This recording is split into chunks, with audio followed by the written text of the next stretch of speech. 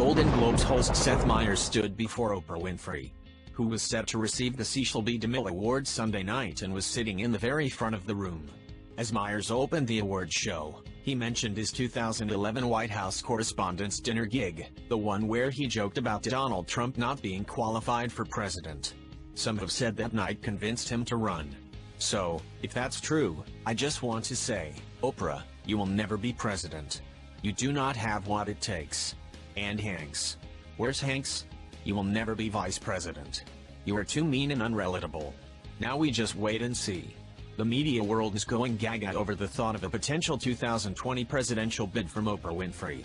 If all-around celebrity Oprah Winfrey chooses to run for the presidency in 2020, as many desperate leftists now hope she will, she should expect her entire life to be placed under a microscope, including her professional relationship with Harvey Weinstein, not to mention the countless pictures of them hobnobbing like best buds. Here's a sampling of the awkward and potentially problematic issues that Winfrey might have to explain on the campaign trail. Friendship with Harvey Weinstein. As noted by the Daily Caller, Oprah has maintained a close professional relationship with Harvey Weinstein over the past 2 decades. While this relationship started long before the media outed Weinstein as a serial sexual abuser who had used his position as a powerful film producer to harass and assault dozens of women, many believe Oprah knew about the producer's behavior before it became public.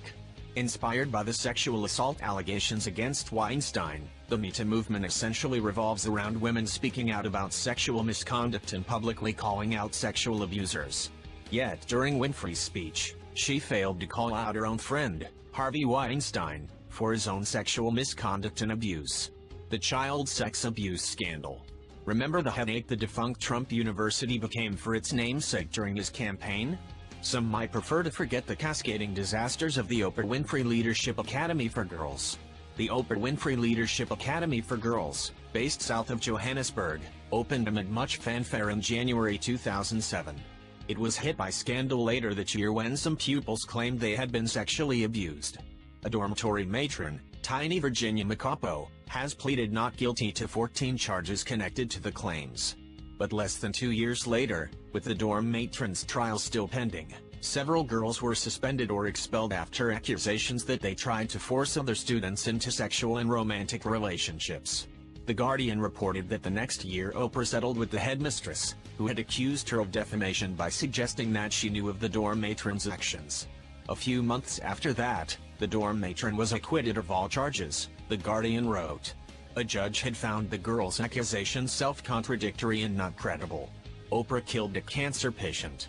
If Winfrey becomes president, she would have enormous influence over American health care. In 2006, Winfrey endorsed one of the most anti-intellectual products of the decade, a book and video called The Secret, which promises that anyone can have anything they want as long as they visualize it. Conversely, if tragedy or poverty befall you, it's your fault. The Secret went on to sell 20 million copies internationally. I'm thrilled for the success of The Secret, Winfrey told Larry King in 2007. I think that the message needs to go further. It is very true that the way you think creates reality for yourself. That same year, a woman named Kim Tickham appeared on Winfrey's show. She had been diagnosed with stage 3 breast cancer but had seen the episode touting The Secret, and decided to forego chemo in favor of positive thinking. While Winfrey encouraged her to consider Western medicine as well, Tickham declined. She died in 2010. The hamburger panic scandal.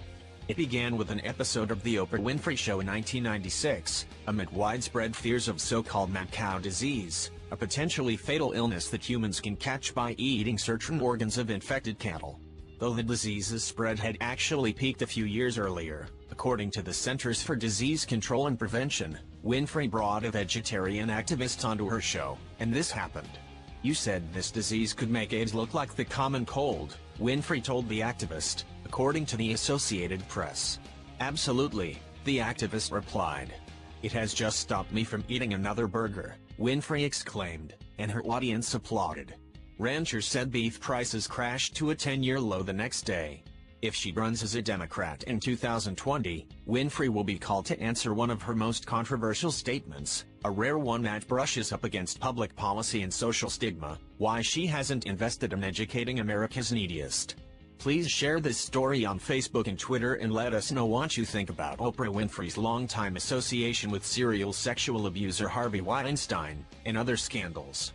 Do you want Oprah as your president? Share your thoughts and don't forget to subscribe to get instant news updates.